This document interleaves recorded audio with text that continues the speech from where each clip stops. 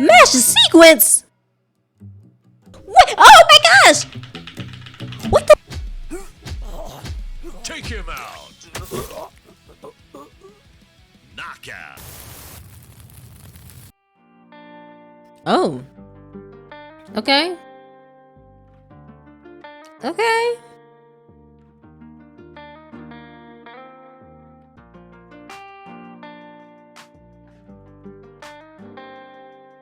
The summer of 1999 was the hottest I'd ever experienced. The muted glow of dawn shed but a feeble light over the misty woods. The wide, tree-lined street was eerily empty at such an hour. The entire world was fast asleep, and here I was at the first light of day, alone at a deserted bus stop. It was lonely here, uncomfortably quiet. I couldn't shake this irrational feeling that some hungry predator was going to jump from the darkness and take a chunk out of me. Not like I could run far in a dress like this. The weak, flickering light overhead only added to my jitters. There was something about this neck of the woods that freaked me out. Part of me was itching to pack up and head home. Applying for this job was a stupid idea. I was out of my element, out of my comfort zone, and in over my head. My knowledge of the countryside and outdoor living was zero. Stupid me trying to get away from my parents, that I threw myself into a worse situation, working at a summer camp in the middle of absolute nowhere. Your next adventure starts here. It seemed like a nice way to disconnect from the stress of the modern world and reconnect with nature. An escape from reality, from life at home. At least for a little while. A cool breeze blowing through my hair, my fingers strummed over my acoustic guitar. Just something to fill the silence. Anything to fill the silence.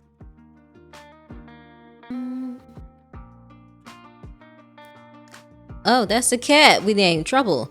The cat in the wilds of Bear Ridge Mountains? At the bus stop of all places? What on earth was it doing here? A hint of mystery surrounded the four-legged creature. It looks like its name is Trouble. That's hilarious.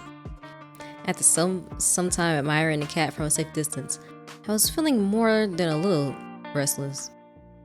What was taking the bus so long? Was it normal for it to run this late? Concerned, I rooted through the dress pocket for my cell phone and dialed my boss's number. I wasn't too far from camp. Maybe he could drive out and pick me up. He answered on the second ring, thankfully. What do you want? I paused, surprised by how irritable he sounded. He was a lot nicer during the interview. Hey, the bus is late, and I've been waiting here for close to an hour now. Why is the fact you're stranded my problem? Hello?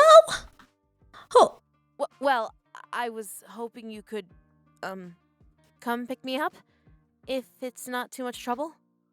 Being out by myself makes me really nervous. I'm not really used to the woods, and...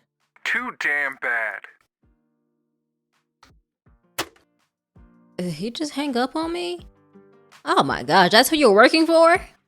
My stomach dropped to my toes. Wow, what a jerk. I shivered, the morning chill seeping through my dress. Another shiver wrecked my body, the one less from the cold and more from the frustration. This sucked. Waiting for a bus that may never come, dealing with a boss who treated me like an afterthought. Was it worth it? All this for a minimum wage check and some time away from home? Girl, you could have just went camping. I mean, why would we be going home? What are we going home for? Headlights pierced the mist. The large weathered wheels of the bus squeaked along the bumpy road. Finally, the clunky gas guzzler had arrived on a one-way trip to the mountains of Bear Ridge. The bus squealed into a stop before me. The folding doors opened to the smiling face of a driver, an old bald man missing a few teeth. Packing my guitar into its case, I forced a smile then hurried up the short set of stairs with my luggage. Ooh, pretty people. Gazing down the narrow aisle of divided seats, I lock eyes with 4 attractive strangers. All of them looked around my age.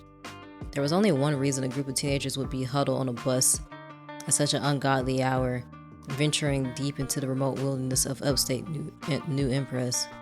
My coworkers, 2 boys and 2 girls, embarking on this crazy bumpy ride alongside me. So they're like 18, 19? I'm assuming, I guess. It was oddly comforting, knowing I wouldn't have to suffer alone for the rest of the trip. The bus doors closed and the driver stepped on the gas. No turning back now. Oh, okay. Wow. Oh, that harmony. Oh. Is that a peen? What's bright inside, it lies within your eyes, your whispers creeping in, telling me, calling me, I'll be free. Okay, the survivalist, leader, nature-loving, strict. They're already sitting next to each other. Skills outdoors, expertise, the intuitive, personality, spontaneous, fun, adaptable, receptive, lucky, flawed, indirect, flawed, domineering, combative, okay, personality, grumpy, sensitive, brooding, skills, strength, brawling, personality, passionate, rash, outgoing, skills, art, expression.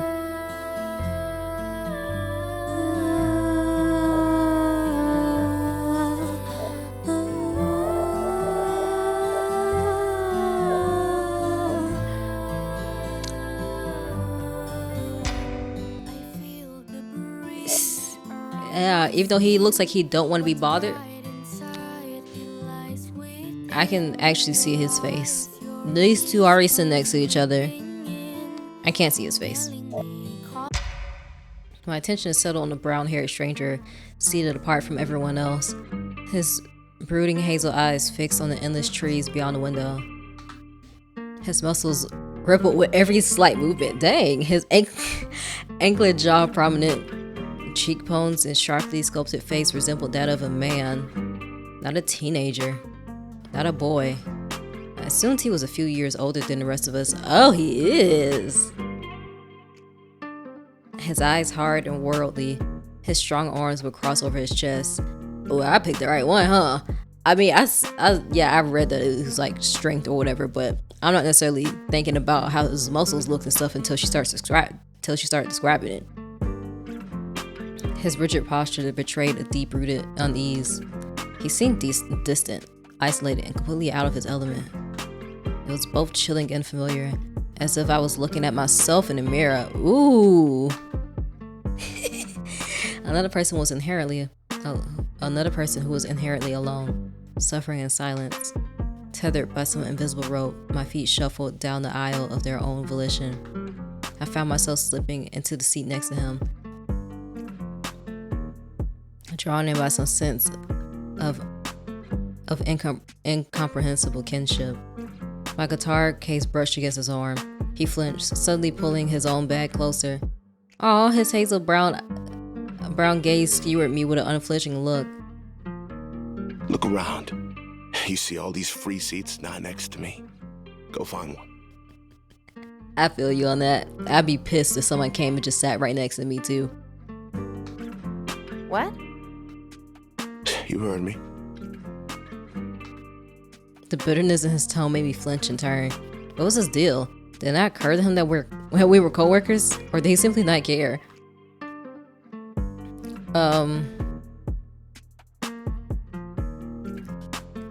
Is it mean to insult him back? I would just apologize. I'd be like, I don't know, man. My mouth stark with distaste. I swallowed my pride and fought his flaring temper with kindness. You looked lonely, so I figured I'd join you. I didn't mean to piss you off. We're coworkers. You look lonely. Oh my gosh, that's a terrible response. Are you serious? If I had known she was gonna say all that, I just would have assaulted him.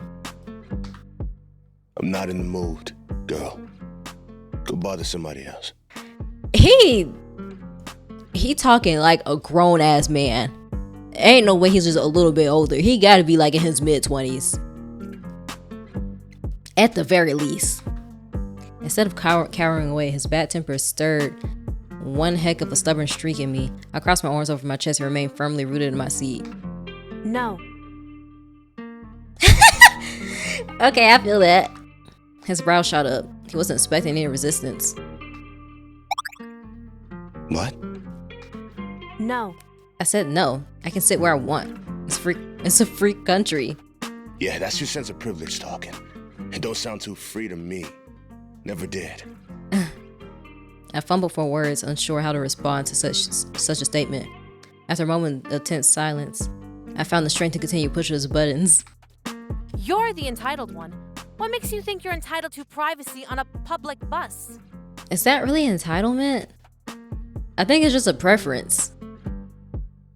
Who makes you think you're entitled to company? Ooh.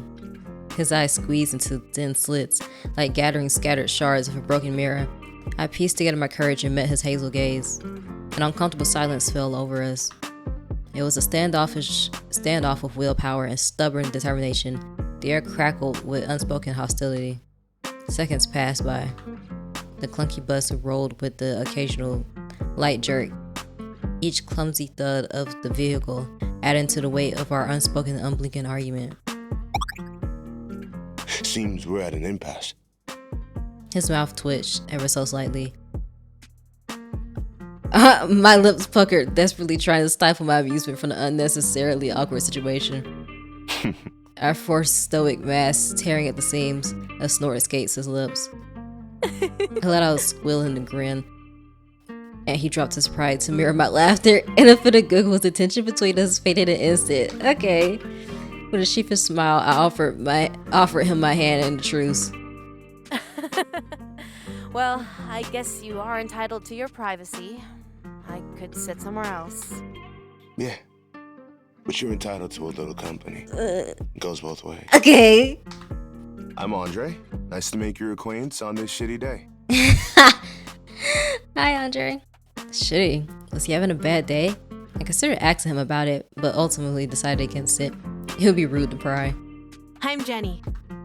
He took my hand in his. Whoa, what? Oh. I thought I forgot I offered a handshake.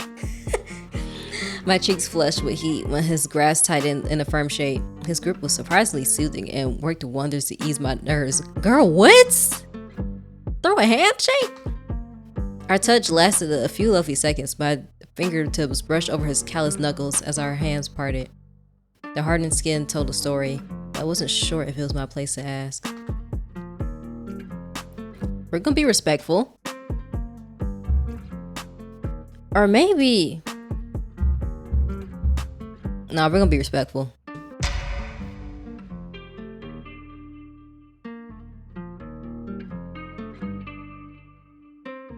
Even though I wanted the prize so bad, his fingers drummed over my guitar case. I caught a whiff of his scent.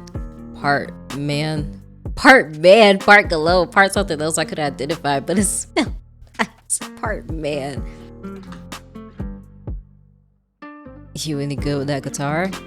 I took a deep breath, trying to steady the subtle shakiness of my limbs. I'm gonna be the new music teacher for the kids, so I suppose I'm not too bad. Mr. Matthews approved. He wouldn't have hired me otherwise. That or I'm a sympathy hire. Humble, huh? Better than bragging, I guess. Not really a fan of a big ego. A beat of silence passed between us. Then he proposed an idea I never expected. Why don't you play something? You want me to play something? Yeah, play something. I'm intrigued. Never met a guitarist in the flesh. Ain't like we got anything better to do. Might as well pass the time faster. My fingers twisted and wrung at the hem of my dress, the suggestion weighing heavily on my mind. The bus was occupied by the other camp counselors who would most definitely hear my strumming if I decided to whip out the guitar. What if they hate it? Girl, so what? Tell me, what if they hate it? Not like us? That's what that says, not like us?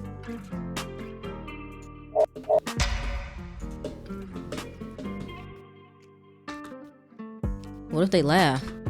I've only played in front of strangers once, reluctantly brought back in high school for the final grade in band class, and that was with a saxophone. I hated saxophone. Andre waited in silence. Waited in silent expectation. His fingers still drumming over my guitar case.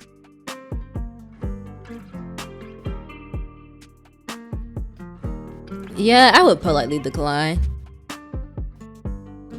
I cleared my throat. Heat stained my cheeks. I don't know if that's appropriate. I don't want to disturb the rest of the bus or agitate anyone, you know? His hazel eyes narrowed, piercing through me. The scrutiny of his probing gaze was unnerving. I silently prayed he couldn't see beyond my feeble excuses to the core of my hesitation. Insecurity wasn't an attractive trait. You can play for the kids, but not for your coworkers. You know, children tend to be a lot more shameless and outspoken in their opinions than adults are. For all you know, that class you're gonna teach might be full of ruthless little snot-nosed idiots. No damn house training at all. Yeah, but you worry that the moment you touch a string on that guitar, the entire bus is gonna burst out laughing and the entire world's gonna end. Nothing will ever be the same. Life as you know it is over. I sighed. When Andre put it that way, my insecurity sounded like nothing more than stupid disillusions. He expressed himself unapologetically, never seeming to second guess himself. Something I could never do. His perpetually high chin and proud demeanor, showcased by his toned legs, made it clear that him and I were polar opposites. Good sign. His presence inspired awe and a dash of envy. For the first time in my miserable life, I pushed my self-doubt aside and drew my guitar out the case. His gaze sparkled, slowly drifting over the instrument as if it were a foreign object. What exactly do you want me to play? Anything. Just do what you want to do. I'm sure it won't sound bad. You're the expert here, girl. You can play anything. Whatever you want. Even a lullaby. A lullaby. The one my mother used to always sing. My mind was assaulted with a flood of painful memories. Oh no! She left in the middle of the night. It was sudden, abrupt. There weren't any signs. She didn't say a word, not even a goodbye. I woke up to the sound of raging thunder, followed by the front door squeaking closed. Mommy always comforted me during the storm, but not tonight. I knew something was wrong. I scooped up Teddy, mustered what little courage I had, and went searching for her. But Mommy was gone. All that remained was darkness, rain, mud, and the broken memories of a family, long gone. Okay. My face scrunched in concentration. I strummed a gentle tune from the guitar and cradled in my lap. Andre tilted his head, his eyes glued to the fretboard in curiosity. He listened to me play for a time. Leaning closer, his shoulder brushed mine. He reached out, stopping just before the strings in a silent request for permission. I nodded. His finger plucked a single string. A gasp followed by a comical smile brightened his usual brooding expression. Oh, he's a cutie. Go. Already on my way to becoming a pro at this. I giggled and rolled my eyes. You wish. The bus abruptly jerked, and I flung forward, unable to stop myself. My pulse leaped with panic. Andre caught my arm with one hand and the neck of my guitar with the other, preventing a terrible accident. Relieved to be in one piece, I sighed and smiled at him. Thanks. Thank you for the save. He sighed as well, seemingly a bit startled from the sudden bump. Yeah, ain't no big deal. Glad you and the guitar are still in one piece. The bus rolled into a halt at the next bus stop. The double doors opened and the older, scraggly man boarded. He was graceless as he limped through the aisle and what I presumed to be a bad leg. Tall with a full head of unkempt gray hair, beady black eyes, and baggy, dirt-stained clothes. Oh, he looked like a homeless man down on his luck. It was a small miracle he could even afford a bus ticket with the way he carried himself. His features were weathered.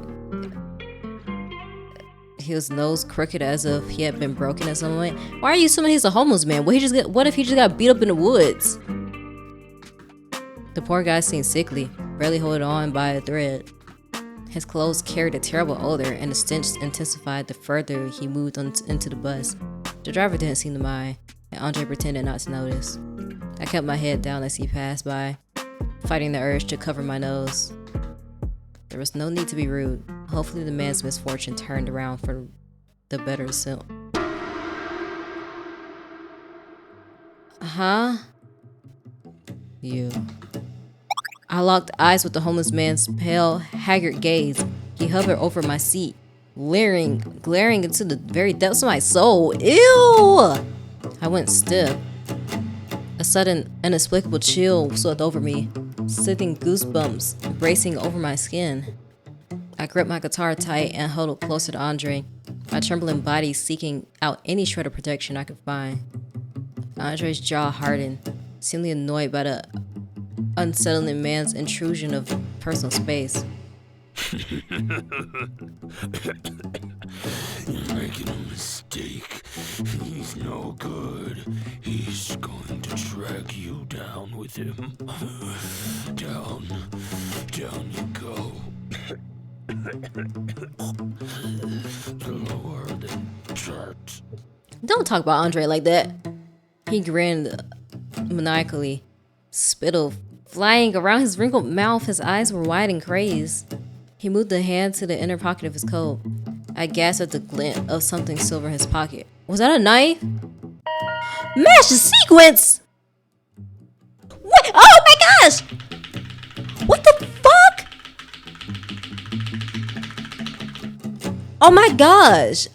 What the?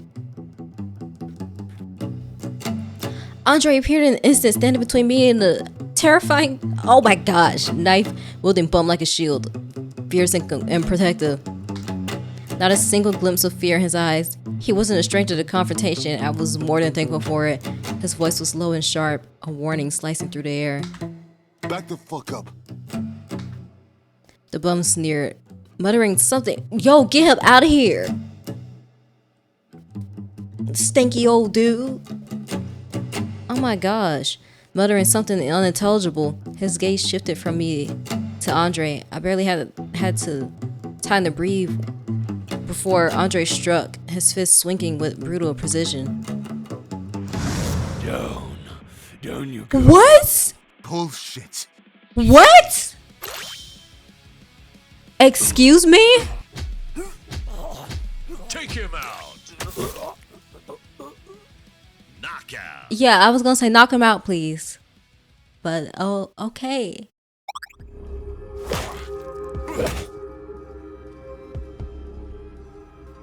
The sounds were sickening. Fist against flesh, a dull,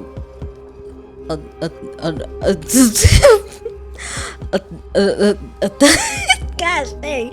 As the bum staggered back, his face bruised and battered, beginning to bleed profusely. Oh my gosh, Andre! The bus fell silent. Every passenger froze as Andre landed blow after blow, the bum crumbling beneath him, blood splattering on the floor. Whoa, my breath hitched. Somewhere between gratitude and horror, Andre's strikes were fierce, almost animalistic. He didn't stop. He didn't hesitate. His anger was living, breathing thing, raw and unrestrained. Stop. Don't think so. A blonde-haired girl intervened, her voice cutting through the commotion. She moved from her seat toward the fight in a few quick strides, her lips pressed into a thin, disapproving grimace. The bum was nearly unconscious, his glazy eyes dazed, half lidded from the brutal attack. Andre struck him 2 more times for good measure, then stepped back. His chest heaving, he looked down at the beaten bum sprawled on the ground, now a bloody, broken mess. The bum whimpered, too weak to rise, and something cold, almost indifferent, passed over my savior's face. Did you take that knife away from him? The bus screeched into a hard stop.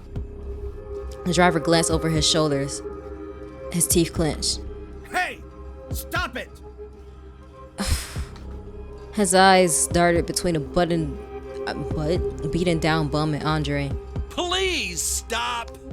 Violence is strictly forbidden. Despite the bus driver's warnings, Andre hit the bum again twice. Whoa, Andre! Chill out! The driver stabbed a finger at Andre. That's it. Get off my bus. An uncomfortable silence filled the space. There was nothing out there but miles and miles of trees and a road. Don't make me repeat myself. I ain't starting this bus until you're gone. Wait, you can't. He was protecting me. The other guy had a knife. The blonde cut me off swiftly. Don't think so. You heard the driver. Get off. It's a 3-mile walk to the camp from here. Everyone shouldn't have to suffer because of you. If you have enough energy to beat up some homeless guy, I'm sure you have enough energy to hike to camp. The look Andre shot the blonde was lethal. For a moment, he looked as if he might argue. Then he exhaled sharply, visibly deflating, the fight draining from his posture. I'll walk with you. I'll walk with you, Andre, so you don't be walking up there angry. I mean, I'm assuming after the 3 miles you would have calmed down, but I'll walk with you. He straightened, casting one last glance at the crumpled bum. He moved toward the door, the driver watched him like a hawk. My heart sank to my stomach. Was he seriously being punished for protecting me? I reached out to him. Andre, wait. Andre ignored me and kept moving. The bus door swung open. He left without looking back. His silhouette faded into the early morning light, disappearing beyond the glare of the sunlit street.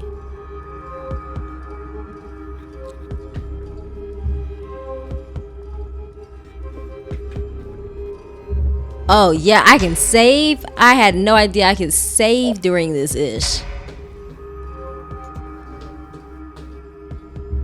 Possessed by an uncharacteristic surge of courage, I lunged from my seat and raced after him. The doors closed with a hiss, sealing us on the other side with a chilling finality.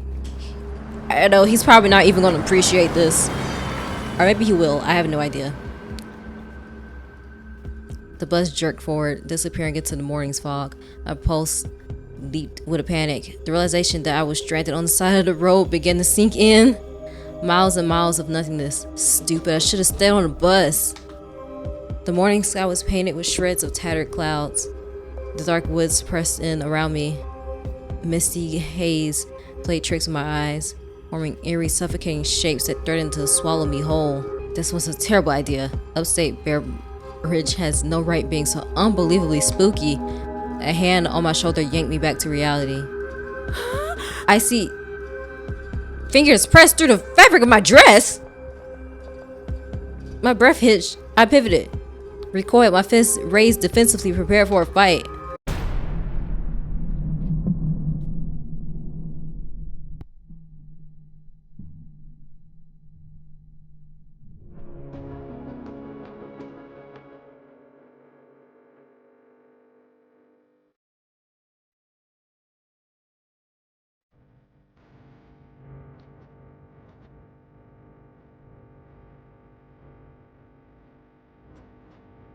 Oh my gosh, okay, okay.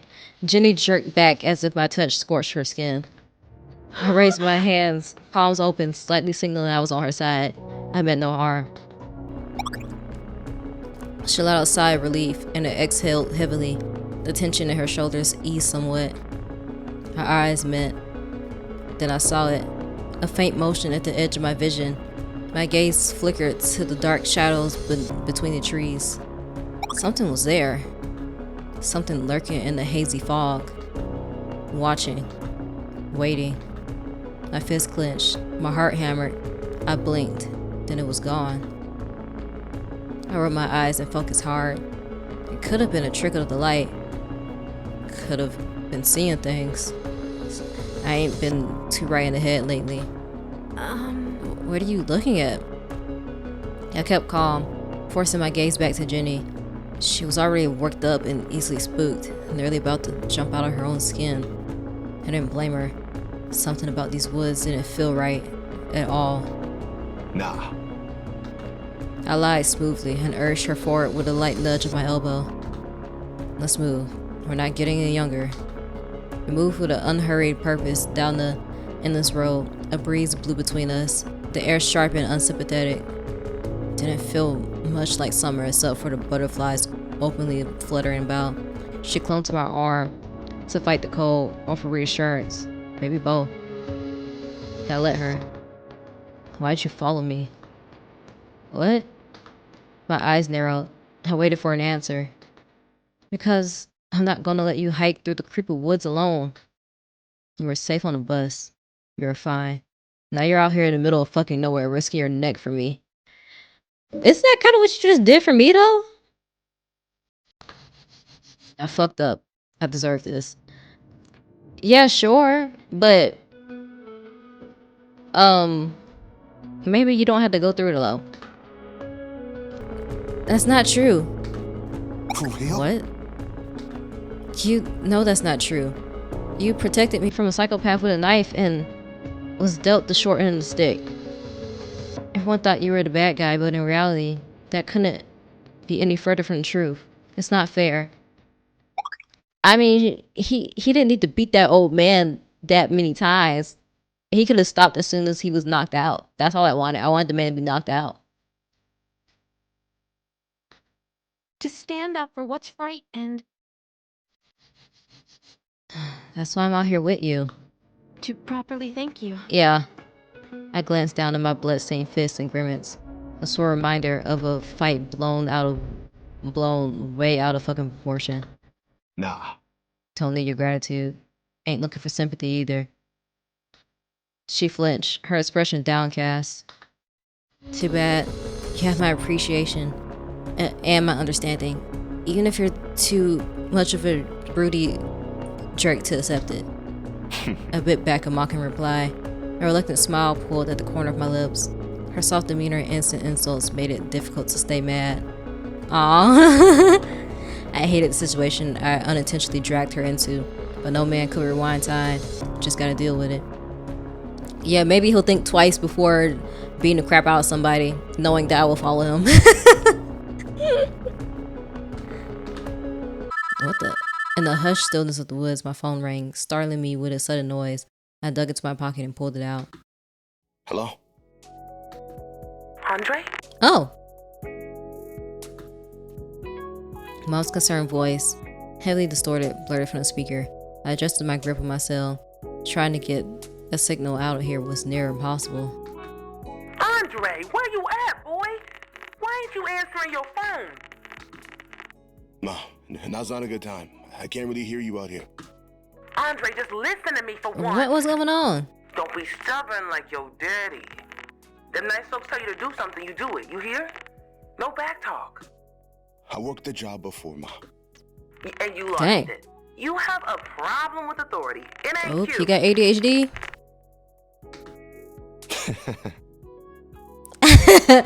But that's so adorable. Barely. Andre, too much. Ma, you're breaking up. I can't hear you. You know I'm out here in the woods. You have a temper, and I blame your daddy for that too. But Andre, you can't let it win. You hear me, baby? You can't give in to the darkness. Not The again. darkness. Look, that's something that's a maturity thing. I'm gonna be real. That's something that maturity and having the right person in your life to help calm you down. Those two things are like, they go hand in hand. The call dropped abruptly. As expected, Jenny stifled a teasing giggle. Was that your mom? I dropped my phone back into my pocket. A groan of annoyance slipped past my lips. Yeah, that's my mom. She's dramatic. Always worried for no reason. I wouldn't say she's worried for no reason. Maybe she has a good reason to be worried. Jenny's smile faded quickly. Her brown eyes glanced apprehensively at the shadowy woods behind her. This place gives me the creeps. Let's get moving then. No point in waiting around for another bus. Thought the driver will stop for us anyway. Out here in the middle of the road. Come on, we got a long walk ahead of us. I gazed down at the guitar in her grasp. The precious cargo looked heavy. Why are you carrying that guitar? I reached down for her guitar. I thought you were gonna ask. I reached for her guitar. She immediately recoiled, her fingers tightening around the case handle. I got it. Okay, look.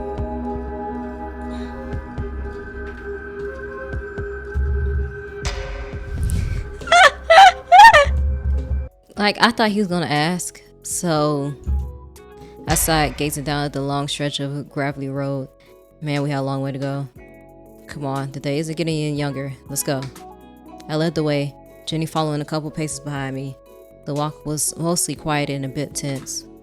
We indulged in some small talk here and there, trying to drown out the unsettling stillness that emanated from the...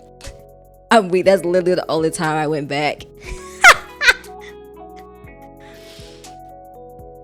Oh my gosh, it emanated from the depth of the woods. It didn't really work. Something about this place felt off, but I couldn't pinpoint why or how. Maybe I was overthinking it. Maybe. A rhythmic thud of Jenny's boots against the concrete abruptly vanished. I pivoted and spotted her by the tree line, a short distance away. She had a crumpled paper in her hand, her forehead wrinkled in the effort of reading. What are you doing? Jenny, what you got there? She jerked back and showed the paper in her dress pocket. Nothing. I raised a brow, not quite convinced. Her weird behavior was alarming. She was hiding something, but why? You sure it was nothing? What was that you put in your pocket? It's She paused for a moment, her nose wrinkled. It's just trash. Litter on the side of the road. I'll throw it away next time we find a garbage bin. I crossed my arms over my chest, trying to read her, but her face gave nothing away. No doubt she was lying, but for the life of me, I couldn't figure out why. What was the big deal with that paper? Why all the secrecy? For real? A frustrated groan escaped me. My lips pressed tight to hold back an insult. She was getting on my last nerves with lying, but I had bigger problems to worry about. Whatever, I don't care. Let's just go. I turned away sharply and strode onward with purpose. I didn't look back, but I could hear her boots scraping against the asphalt road, hurrying after me. Wait up! She lunged forward, trying to keep pace with me, stumbling over the loose gravel and nearly falling in the process.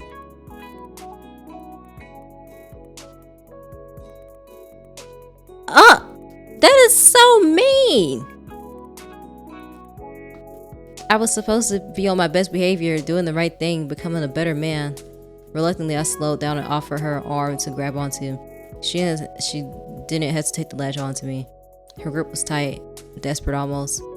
Her purple manicured nails dug into my skin.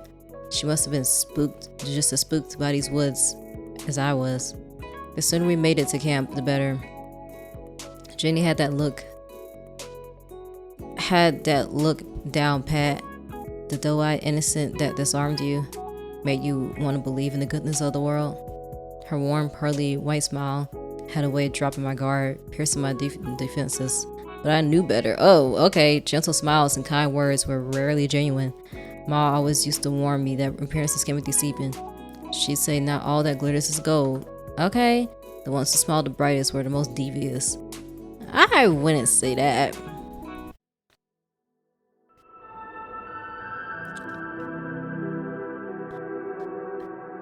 That is crazy. What do you mean lying to you?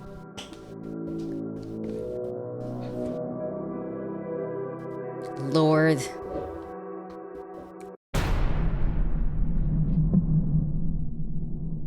It started the summer of 1999.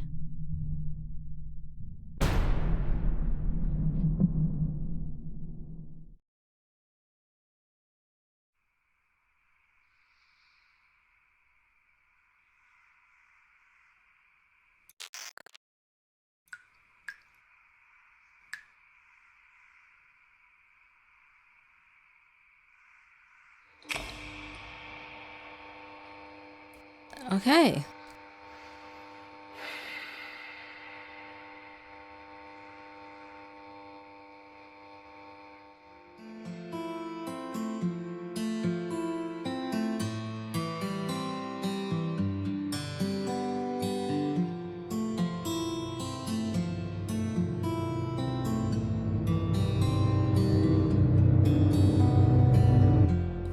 in the world is that? Your eyes, your eyes, your eyes, your eyes, your eyes. Your eyes, your eyes, your eyes, your eyes, your eyes.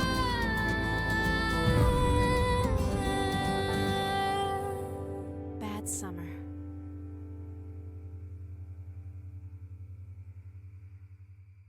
All right. Well, that was the demo for Bad Summer. I had fun. The little Oliver, your shift was over hours ago. Go home. Rest. There is always tomorrow. okay. Rest? Someone is behind these brutal murders, and I'll uncover the truth, even if it kills me. Wait, what? Is there actually more? Okay. Yeah, I gotta stop it right here. I've been playing this for 2 hours. Y'all won't watch a video longer than this. I don't think so. So, I hope this video was fun for you. I hope it was entertaining. I hope it was good background noise. I didn't know there was more. Wow, that's kind of exciting. I don't know how much more there is in this demo. But okay, whatever this video was for you, I hope it was positive. And I'll see you in the next video. Bye.